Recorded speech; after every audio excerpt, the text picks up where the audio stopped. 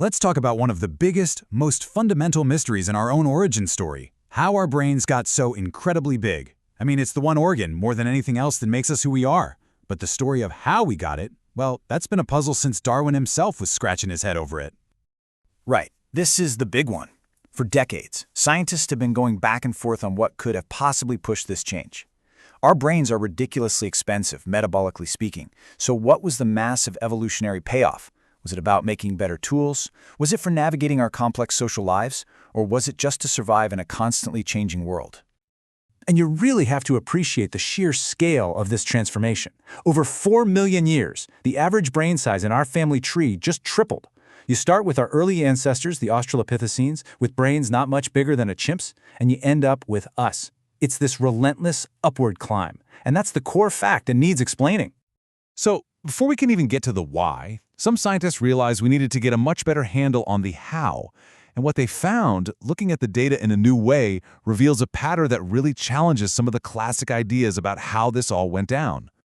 You know, a really common way to think about this was that it happened in these big, sudden jumps.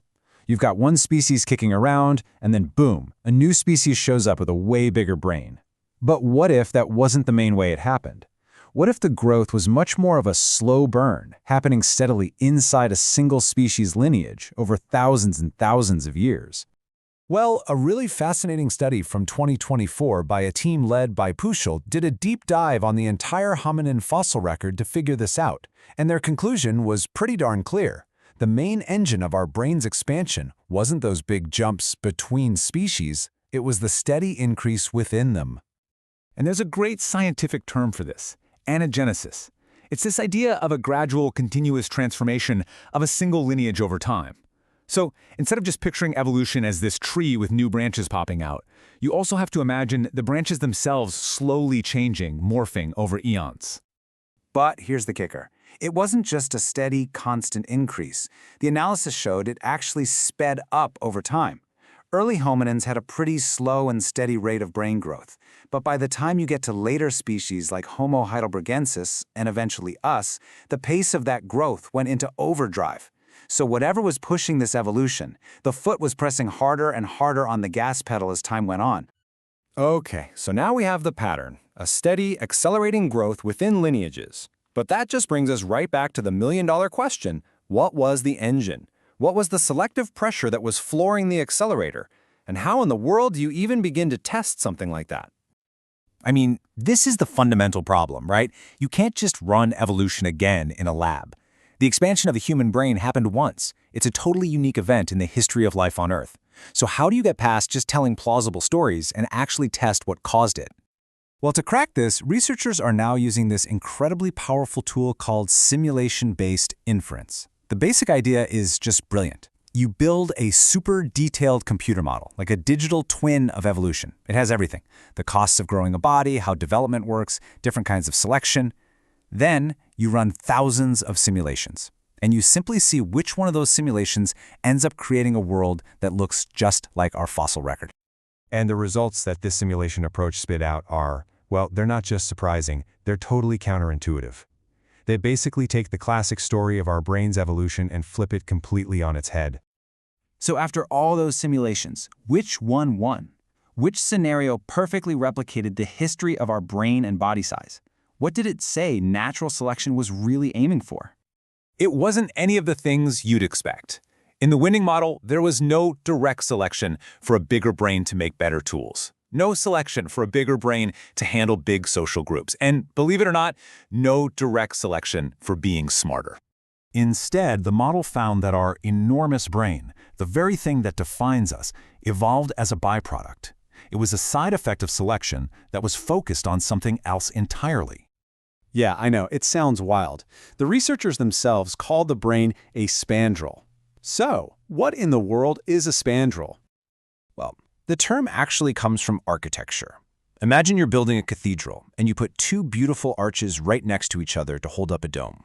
That curved triangular space that gets created between the tops of the arches, that's a spandrel. You didn't try to build the spandrel, it's just an unavoidable consequence of building the arches. And that's the idea in evolution. A spandrel is a trait that just gets pulled along for the ride, while selection is actually working on something else. So how did this actually work in the model? Okay, stick with me here. The only thing that natural selection was directly pushing for was a higher number of ovarian follicles, which is basically a stand-in for female fertility. But, and this is the crucial part, things like living in a tough environment and the buildup of culture over generations changed how we develop. They forged this really tight genetic link between the number of follicles a female has and the size of her brain.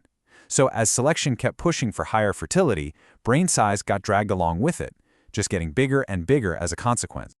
Okay, so this is where it all snaps into place. We've got two huge, brand new pieces of the puzzle. We have the pattern of how our brain grew, and now we have a potential mechanism for why it happened.